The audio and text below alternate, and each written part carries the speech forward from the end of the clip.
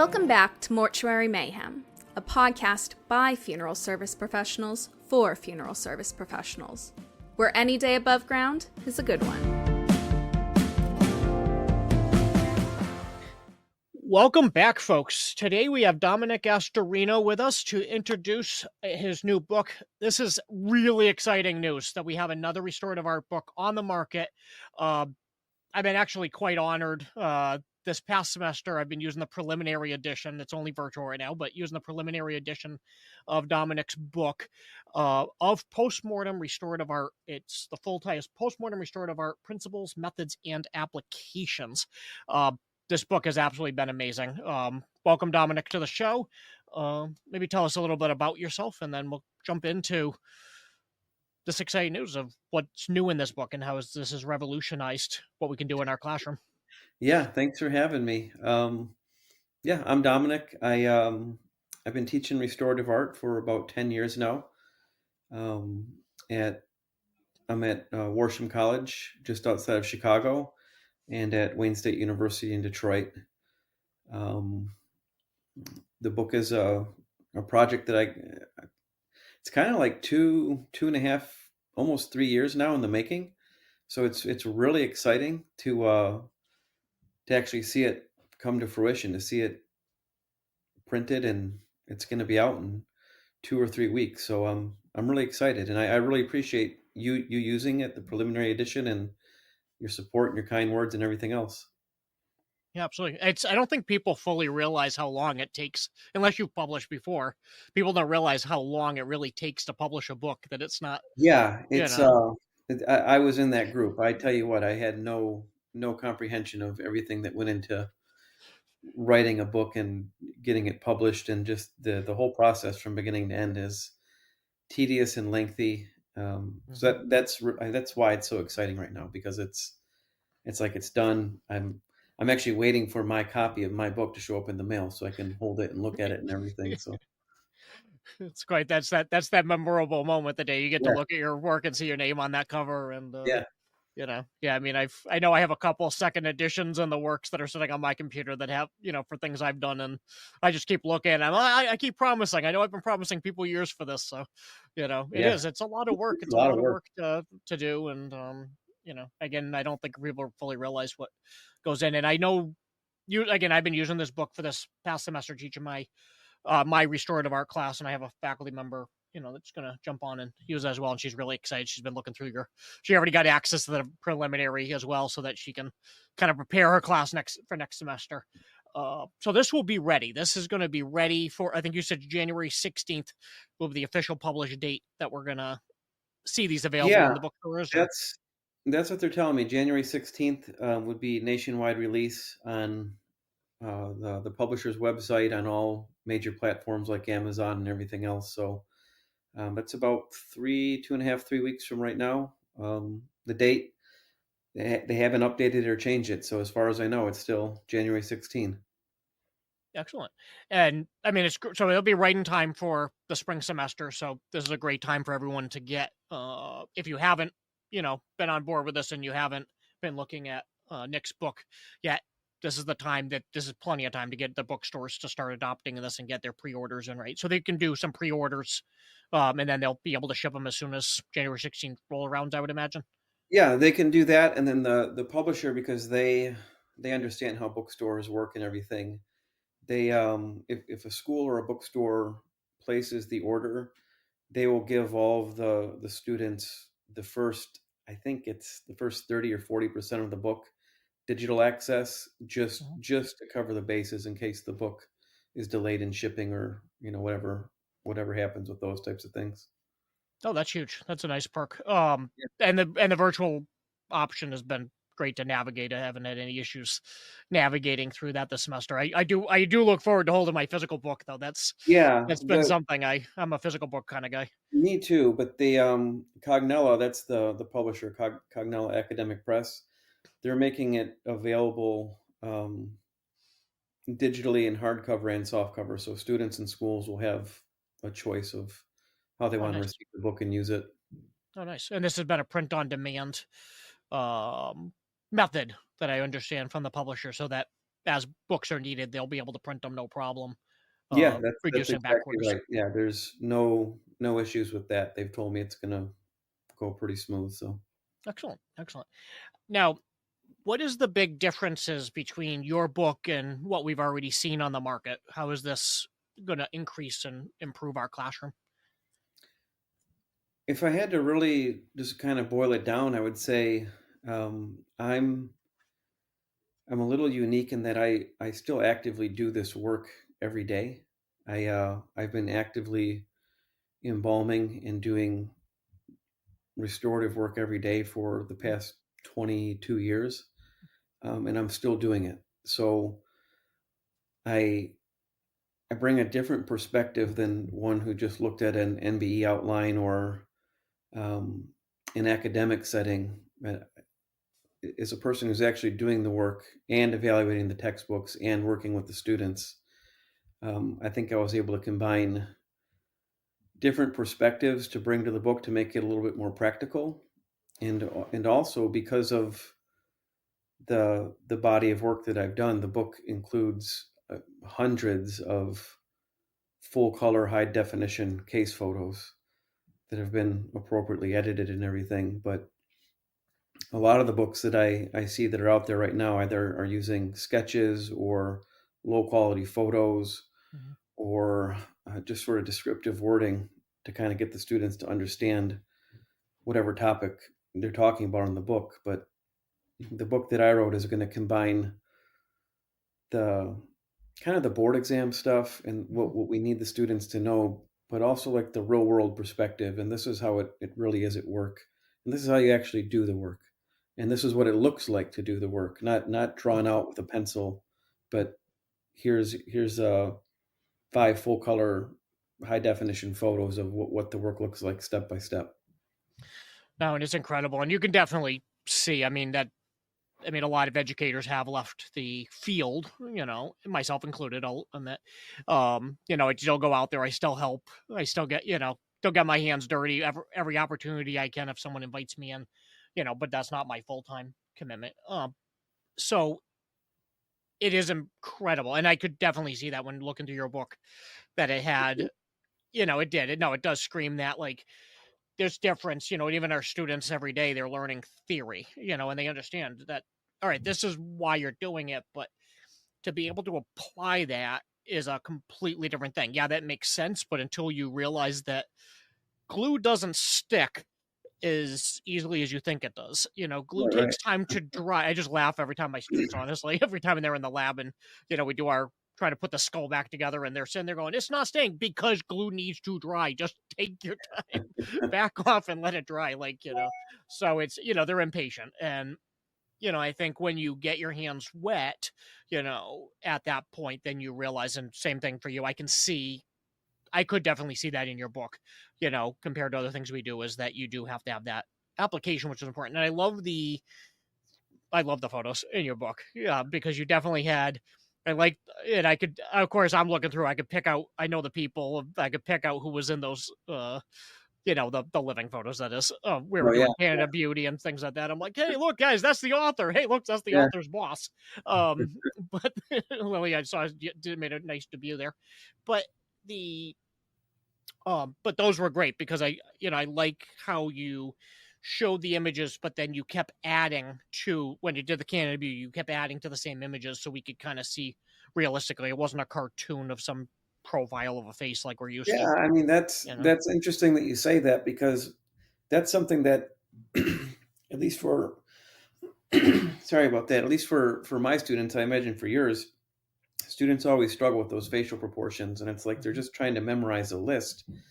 And I think the best way to learn that is to see those proportions and those measurements as a cohesive whole, like how they relate to everything else. Mhm. So if you can see a picture of someone's face, instead of just telling the eye the face is 5 eyes wide, if they can see it broken down step by step, and then see how the width of the eye lines up or Mhm. relates to the width of a mouth or width of a nose or anything else, I think it's effective. Oh, absolutely. And again, we're used to these cartoons just because that's easier for people to draw than get out there with a camera. But the But yeah, I mean, you're looking at these different things normally, and the students are looking at it as it's a cartoon. Oh, I don't know anybody that's like that, or I'm looking around the room, and I'll always make sure, as a professor myself, I make people look around and say, okay, let's pull out mirrors. Let's look at each other. Let's determine what each other's facial proportions are. They're drawing on, like most classes, we're drawing on photos, and we're doing, measuring each other in the classroom and things like that to determine. But I liked that you had photos in there where it was like, yeah, that's a human. I Mhm. can see that was human. I can see the actual proportions. I can see the shadows that I'm working with. I can see all of these factors, which was huge. And you have real photos in there of, decedents that you have permission to work with, and of course, and that was also incredible, to the point that I just took that and I put the virtual book right up on the board, because it was easier, rather than, I'm not making my own PowerPoint in that case. Here you go. This is what the book has. And I was able to scroll through your photos page by page and say, okay, stage 1, do you see what he did? Stage 2, let's talk about it. Stage 3. And I liked walking through that Yeah, because you that had was such incredible work. exactly the idea, is to use photos to show a chronological progression of the work so everyone understands. Again, students are impatient, so that they understand the amount of time this is going to take, but also the proper order, the proper sequence to do different things. Yeah, especially, I mean, majority of the colleges don't have active prep rooms that are running bodies nonstop. A select few do, I know, where they're constantly turning bodies around in their colleges. Some have none, some have many. But for a student to have access to that, I mean, you have to think about I thought about this. I said, what's the common decedent to come into a college that does have access, or if they do have an offsite prep room? It's, even if you're going out to do your clinical stuff, you're getting basic little old granny. She passed away. Okay, let's teach you to embalm. But the chance, some of the colleges are getting those bigger cases. The majority are not. They're not going to Mhm. get to see on the restorative art side. You learn the embalming, but on the restorative art side, a lot of these cases never make it, to those Yeah, schools, right. you know. Um, so it's obviously a rarity. And I think I always like to tell my students that there's, like, what you're about to learn in this class doesn't happen every day. We balm people every day, but we don't do restorative art every day. So when you do get around to that, you may have seen this case, but you've never seen this other case. Right. You, so if you don't know what you're doing, and I always tell them to call, first thing is, I always tell them, call somebody that does know what they're doing. I said, stop telling people closed casket, because that's a bunch of BS. Two, stop trying, if you don't know how to do it, call somebody else in that will show you, and watch them learn their skill level. But um Yeah, I mean, that's another real major point of the book, though, is to teach everyone, not just students, but everyone, licensees and everyone else, mhm, instill in them the confidence that this knowledge base does exist. And if you can build up this base of knowledge with some of these techniques and learn how to apply them to different scenarios, then you might not succeed on the first time you try it.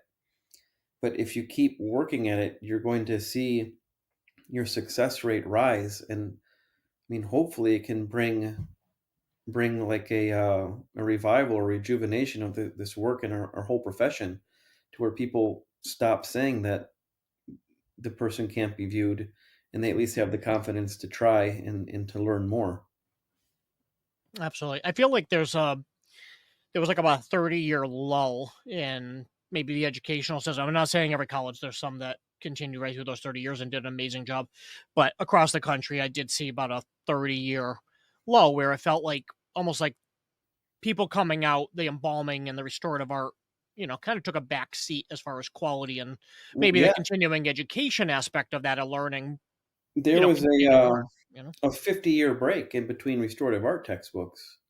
So Mayer's book came out, not Bob Mayer, but Jay Sheridan Mayer, who wrote the restorative art textbook with the hardcover and the Egyptian glyphs on it. I think that book came out in 1947, and Ralph Klicker's book came out in 1996, and there was no real mainstream book in restorative art that came out between those two. So I mean, what you're saying is to be expected, right? There's no Yeah, books, there's no teachers, the methods become outdated. yeah, It needs to be freshened up. yeah. and it's inevitable. I know that there was somebody was like someone was speaking at a medical school graduation once, and I kind of heard, what the speech was about, and they said 50% of what we teach you is incorrect. We just don't know which 50%. But but but I feel like it's the like if I teach, I'm not going to say I'm the best at anything, but let's say 100% of my knowledge, whatever point that is at. I can only, either one of us, when we're teaching our students, whatever 100% of our knowledge is on the subject, we can only probably teach you a fraction of that. Let's say 50% of what we know actually gets to, into a student. We get that in the lecture. There's always going to be something, not that we don't want to teach it. We do want to teach it. We just only have 15 weeks to teach it, but we can't teach everything. So we teach you 50%, we teach you 50% of that. You retain 50% of that, which is 25% of what I know is what the student retains. These are factual. These are not real numbers. These are, kind of working with numbers here. But the reality is these students need to learn. So something like this, now that we have new textbooks, we have people that are interested in teaching this, and we have this knowledge out there, is, one thing is we need to see people in the industry step up, buy these textbooks, and learn some of the stuff that they mixed in that 50-year period. Yeah, that's And exactly it too. I mean, you know, it's just like I was saying, the book's not just for students, but it's yeah, for licensees. yeah, Because in my experience, when I go to conventions or conferences or schools or wherever I'm at talking, is people are still really, really interested in this work, whether or not they're doing the work or whether or not they know how, that they have the interest and the desire mhm, to learn. They just don't yeah, have too many resources. So hopefully yeah, this becomes a resource for everyone to just improve the quality and improve the level of work overall. yeah, absolutely. Hey, I mean, you're on the speaking circuit. I mean, you're a big name, and speaking across the country at conferences and seminars and whatnot, and and I think that in doing, you have a lot to, obviously on the educational end to put in this book. But that's the thing with a book like this, is that not when you look at these conferences, and I, travel around, and you look at this audience, and I think the NFDA, when we were in NOLA, they said, I think it was like 70 something percent. I remember the actual number off the top of my head. Some 70 something percent of the people in that room were decision makers. They were owners. They were bosses. My Hmm. question is, where's their embalmer? Where's their restorative artist? Where's the person actually doing the work? Yeah, That person is they're at work, yeah. because they couldn't leave work because you know, there was something to be done. Somebody, the people that can go to those seminars and learn, go to your restorative art seminars and learn at these conferences that you're speaking at, are not the people that are actually doing the job. Some of them are. Some of them are actually doing that. But it's the people that are at the top of the thing. They're like, yeah, I have a real interest in this. But the guy or gal doing the job is the one still in that prep room. Hmm. I watched John Hill. He flew into NOLA. He was like, all right, I'm here. I spoke. And now he had his suitcase with him. He goes, I gotta get back to North Carolina. I got a body to embalm. So he was flying out. He already had bodies ready to embalm before he even got on that plane. And I think that's just the reality of our industry, that people don't, maybe outside people don't realize what we do, but that hurts us as well. So the books like this, I can do without having to leave the room. I can read that and I can learn something. Yeah, a book, but also a line of communication with an author of the book. If anyone is reading my book and they have a question, they can just call me or text me or email me. I'll always reply. If Yeah. anyone ever needs anything or has a question or help with a case, they just reach out to me, and I'm, that's another thing that I believe strongly in, is just being a resource Mhm, and learning from you while you learn from me, and mhm. teaching students together. And again, the overall goal of just improving this work so we see more success stories, and just reinforcing the importance of viewing the dead and the value of the work that we do. Yeah, no, absolutely. And I've always told my students, I tell practitioners, I tell everyone the same thing, that your reputation and what you get is reliant on your competition, not yourself necessarily. So if the guy down the street is a real shitty embalmer and restorative artist, or just says close casket every time he sees something come in that's got a scratch or a dent on it, then what are people going to do? They're going to come into your funeral home where you may be the best restorative artist and embalmer that, has walked this planet, but no one's ever going to ask you to do that work, and you never get to do that work if the guy down the street doesn't, doesn't show skill level in that.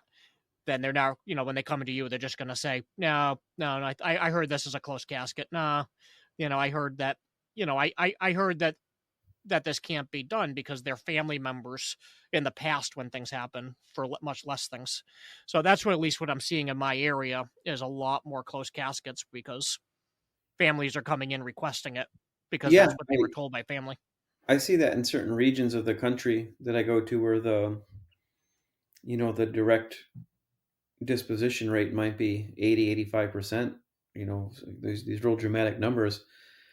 But again, just like not just with the book, but just this whole network of people hopefully can start at the grassroots level, start to change this so that the guy down the street, even though he's your competitor, still believes in the value of the work like you do. And everyone, he's learning, he might charge something different, or she might do it different, or the results might be better or not as good, but the overall majority of people are in our profession are once again going back to seeing the value in the work and understanding that the work can be done if you put the time into it. And that's something that was really important to me when I was writing the book. It's something that I really hope that the book encourages people when they read it.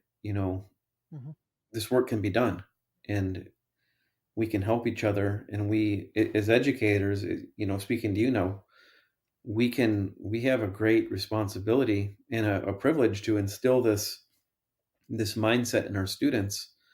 Imagine if your class sizes vary at different schools, but imagine if we could even convince 25 or 30 or 40% of our graduates every year in the importance of this work.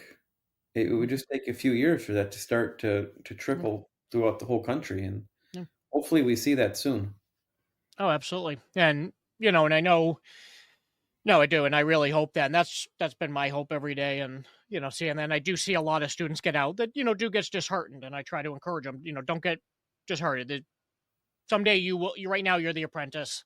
Yes, your boss is saying let the guy do it. He's been doing it for 30 years. He knows what he's doing, and you may want to jump in, and you may want to have that skill level. Don't get disheartened yet. Don't leave your job. Someday you will also be in his role, and you will be in his seat, and you can do this. Or prove. And I've encouraged a lot of them to prove their skill level of, hey, do you mind if I try something and then you can fix it? Be courteous.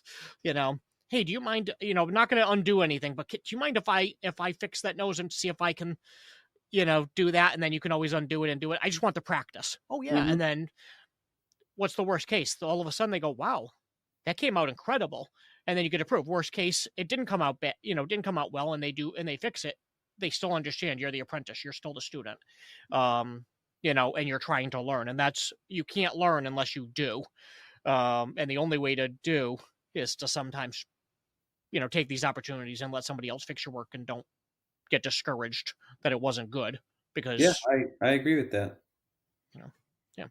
We need to try, and that's the hard thing too, is especially when you get to the much more advanced skill, obviously, you're going to get a lot of people that if they are doing that work, some of them are great educators.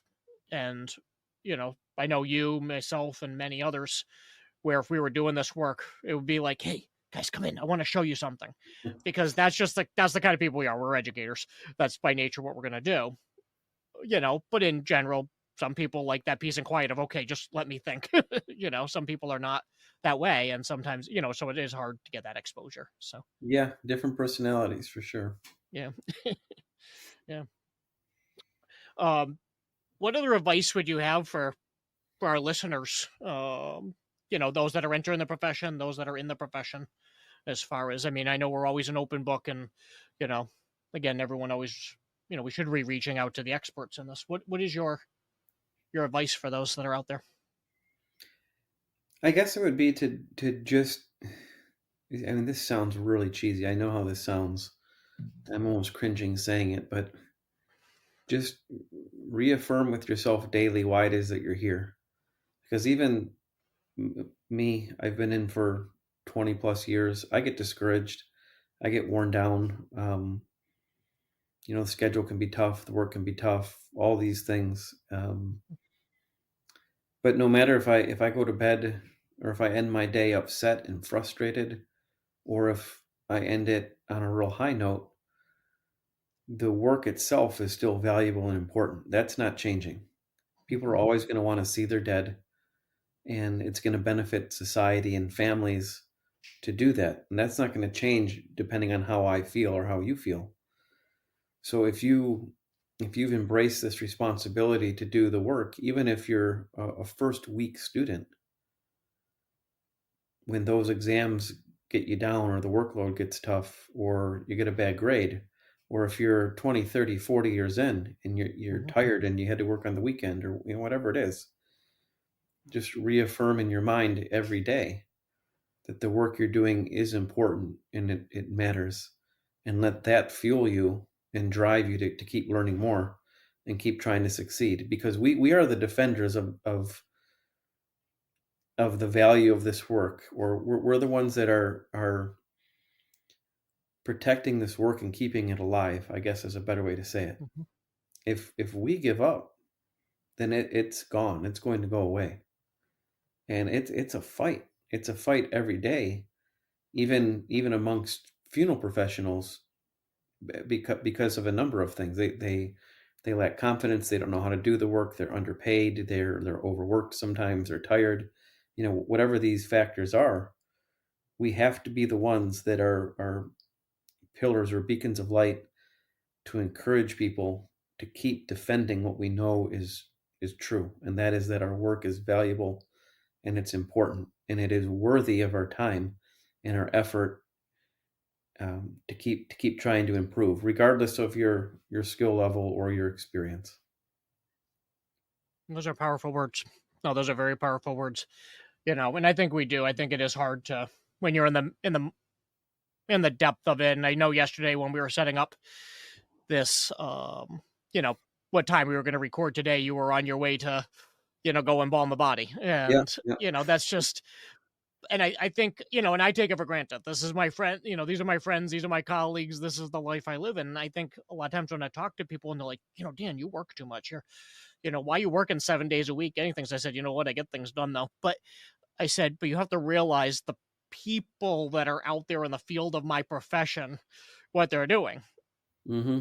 I said, when I talk to these people, they're on their way to do something, like you were on your way to embalm. John was literally had his suitcase with him while he was speaking because he was getting immediately on a plane to go back to embalm. It was a colleague that texted me earlier today that he was here on a Sunday. Now, for those that don't know when we're recording, yesterday was Saturday. So, Nick, you were, going in on a Saturday evening. Mm-hmm. My, this is Sunday, 3 days before Christmas, Yeah. so 2 days before Christmas Eve. Yeah. That's what I was about to say. And, here 2 days before Christmas Eve on a Sunday of a weekend when you could be enjoying your family. A lot of people are now taking this is a nice year to take a nice long vacation because of, take off Friday all the way through to Christmas. Because Mm-hmm. who's going to work on Monday, honestly? I am. with Christmas on a Tuesday, but Christmas Eve on a Tuesday. But yeah, he was I have a colleague that was waiting at a funeral home for another funeral director to arrive to do something. So it is the power. And, someone said many years ago, they said every civilized society through the history of time has had reverence and dignity for the dead. Mm-hmm. Every animal has ever had, every civilized animal, elephants, everything. If you watch all these animals, even small, large, whatever, they all seem to, even ants, They're minuscule, but yet they have reverence for their dead. They take care of their dead. Yeah. Um, And and here we are. here we are, the ones that are responsible for this. That's the power of what we're doing. I say when I speak all the time, these families are going to ask, especially in cases of traumatic death, when can we see him again? When can we see her? Mhm. And that critical moment is is contingent on you and I and our students and our colleagues, because these families, they can't ask anyone else. There's no one else they can ask right now. Mhm. So the responsibility I feel that we have to constantly be learning, constantly be improving, constantly be encouraging other people and helping other people in our profession to do this work is huge, because there's no one else. What you just said, for thousands, tens of thousands of years, human civilization has revered the dead. And in this moment in time of human history, 2024, 3 days before Christmas, that responsibility in our whole country falls to people like you and your students and me and my students. That's it. And that's heavy. That's important. It is. This is a calling. I think I've called it a vocation many years. And, it's something that we commit our lives to what we're doing. Um, and yeah, a lot of people don't realize that. And if we fall apart as a profession, so does society, because what's left? We're seeing an increase in people coming in. And I hate to say that, but we do have an increase in families coming in that are kind of saying, "Oh yeah, I've already seen mom. Yeah, I don't need to see her. Just give me the urn back." And we are seeing families do that. So if we lose the value and we stop expressing the value of what we're doing to these families, of saying, I can provide something, whether even it be just prayer cards, something minor of just saying you have a token, but that restorative aspect is huge for them to be able to see their loved one, because what are they going to do? Now they're in counseling for the rest of their life because they remembered, their loved one. They watched their loved one die, and that's their last memory. Come on. Hmm. We can do better than that.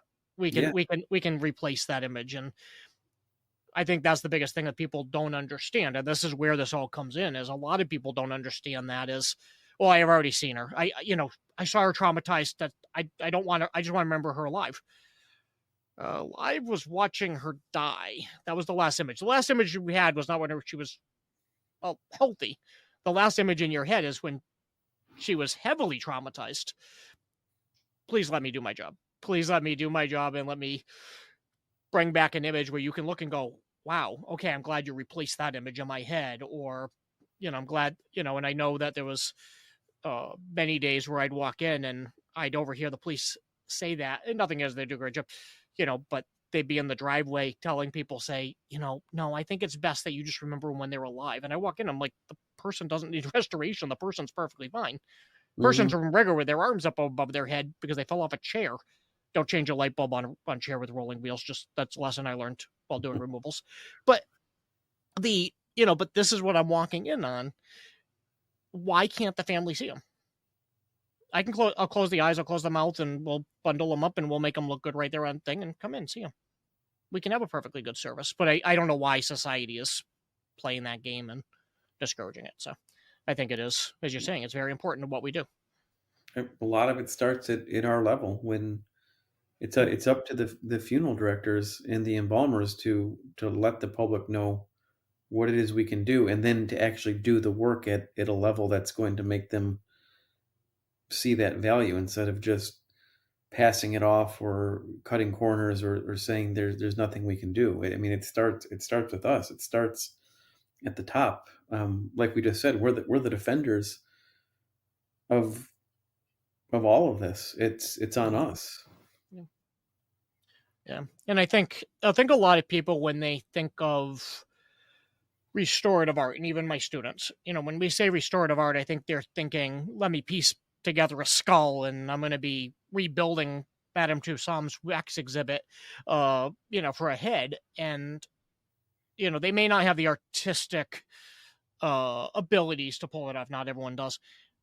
But I think a lot of people are missing the minor factors. Like your book, talks a lot about these factors of making this person presentable, and just Mhm. those factors of having better cosmetics, the lighting that we work with, just the fact that, being able to bring back moisture, with humectants and all that, just being able to rebuild natural facial tissue, that I'm not re-sculpting something, I'm not using wax, I'm doing it. I'm just rebuilding a head to have the features that are needed. That if somebody looks in and they say, yeah, I don't really, I want a closed casket, or I just want to be cremated. I asked a lot of people that. I said, why did you, when people say cremation, I said, oh, no problem. I just, wondering why, so that we can serve you better, and we can figure out, uh, we can incorporate the services that meet your needs. And the overwhelming answer that I was getting for why people were choosing cremation over burial was simply because they didn't like what dead people look like in a casket. I don't Yeah. want anybody to look at me. I don't like how they look. I said, how about I embalm? You give me permission. I'm going to embalm.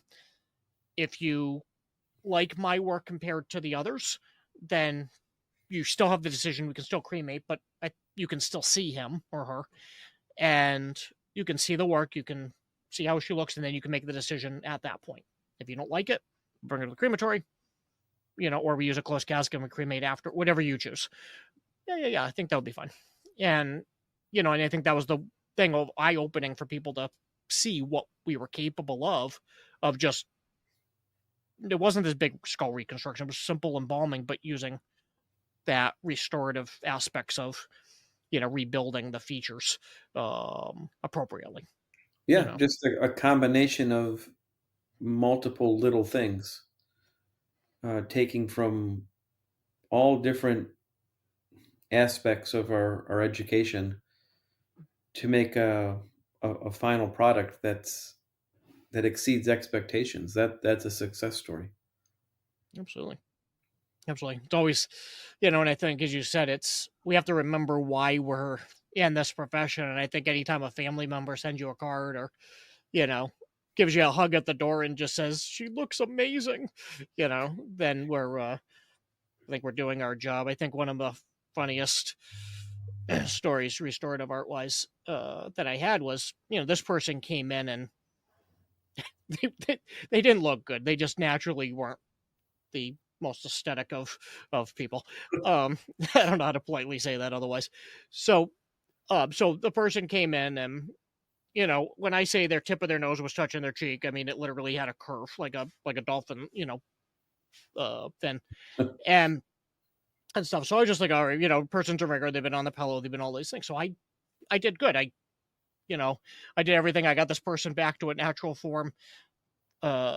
The director comes down and says, Dan, what did you do? You're in so much trouble. What do you mean? What did I do? And he goes, you made him look good. I said, was I not supposed to make him look good? I'm like, I'm not following here. Please explain. And he goes, you made him look good. I'm like, okay. Apparently the way he looked was, when I brought him in, was the way he always looked. That was his, the jaw always looked that way. The nose always looked like that. His whole face looked like that. Um, and I made him look like a human being again.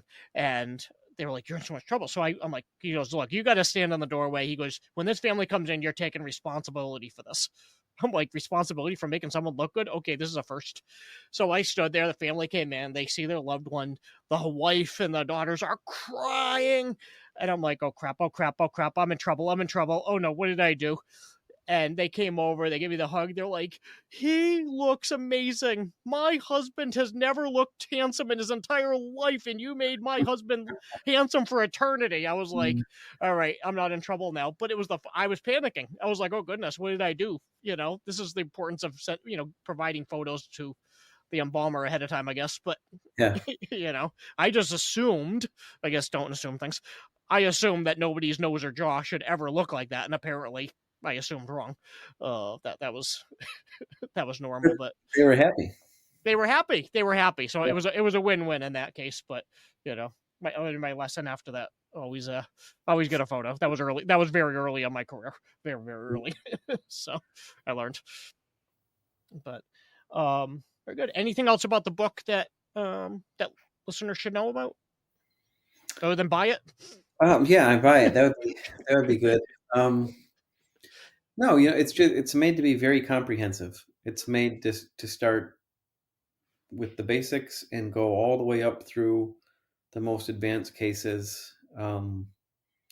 That's credit to Lily McMurrow at Worsham. My like I said at the beginning, I never had an intent on writing a book. It was never on my radar at all. The publisher approached me about writing, and my original idea that I was gung ho on doing was to just write like a little manual only on advanced cases. Mhm. And Lily was the one who really encouraged me to broaden it and make it applicable for everyone, for the students, and start right at the beginning and go through. Yes, you can talk about all the stuff that is fun, you know, the trauma type restoration, but also just make it a comprehensive book. And I'm very stubborn, and I didn't like that idea at first. And she encouraged me, and then she supported me to do it. And I'm really thankful for that, because I'm very happy with the final product. And as stubborn as I am, and as much as I hate to admit it, I was wrong, and she was absolutely correct. It was the right move. And so hopefully, eventually, sometime she hears this interview and hears me say, "Thank you very much for the encouragement, for the advice, and for the support," because it came out to be a product that I'm very happy to have my name on it, and I'm very proud of it, and I hope that it benefits everyone.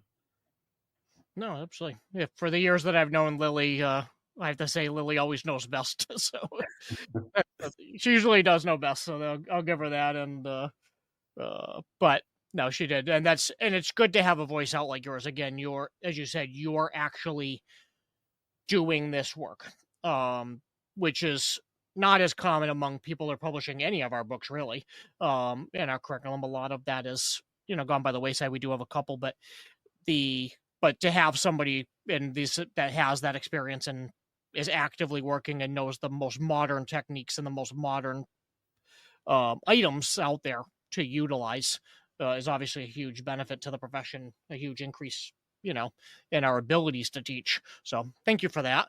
That is definitely a bonus, and obviously you're a big voice and a big, cross. So that's to be able to have your voice in writing, where we can all access this, is obviously a blessing to our Well, classroom. So we're I grateful appreciate for it, that. and Yeah, I appreciate you talking to me about the book and yeah.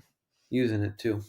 Yeah, no, no, no. So from the day that I think it was what, in June or something, I think that you told me you were doing this, that I got really excited. So, Yeah, um, it's a few that months was ago now, for sure. yeah, I think it was June. Yeah, it was when we were in California, and that you mentioned it. I was like, I'm on that. Whatever book it is, send Yep. me that. I'm on that. So, because I knew whatever it was, I knew if your name was behind it, it had to be good. I So, appreciate it. Thank you. no, absolutely. And but no, I'm excited. And I do, as you said, it does go through from easy to things. So that was one thing. When you look at a lot of textbooks, some you get some really good textbooks that do exactly that, and you get others where you feel like you're jumping back and Hmm. forth a little bit. And I felt like your book was exactly what you just said. I was walking through in order to, okay, let's get the basics Hmm. down.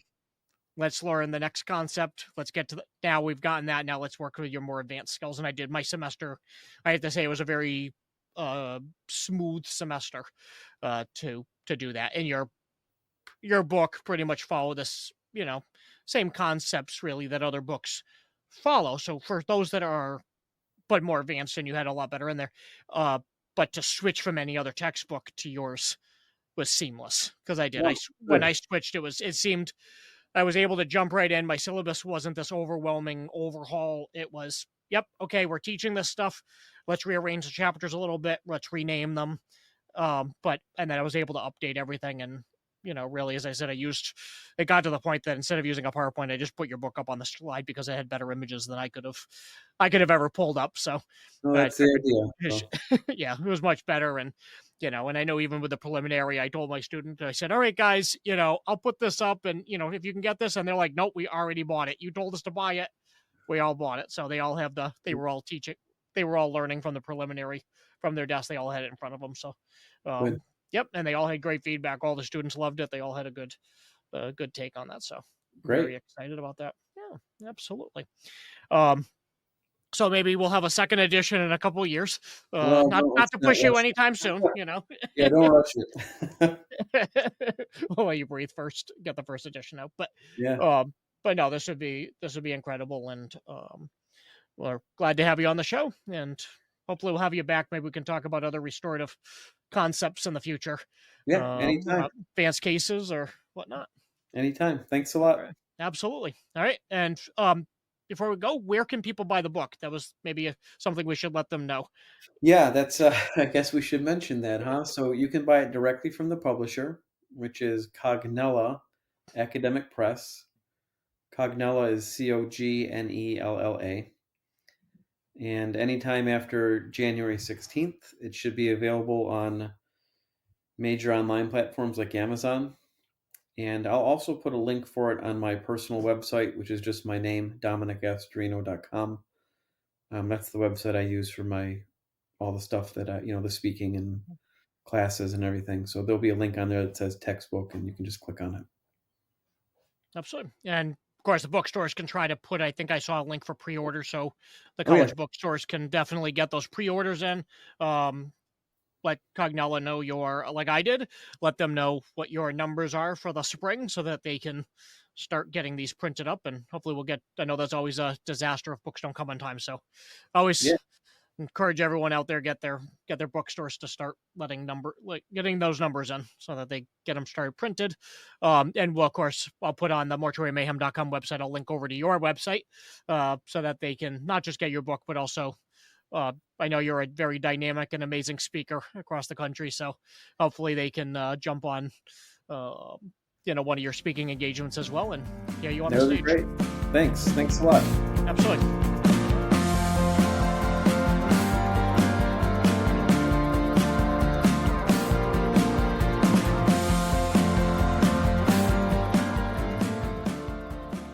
Thank you for listening to this episode of Mortuary Mayhem.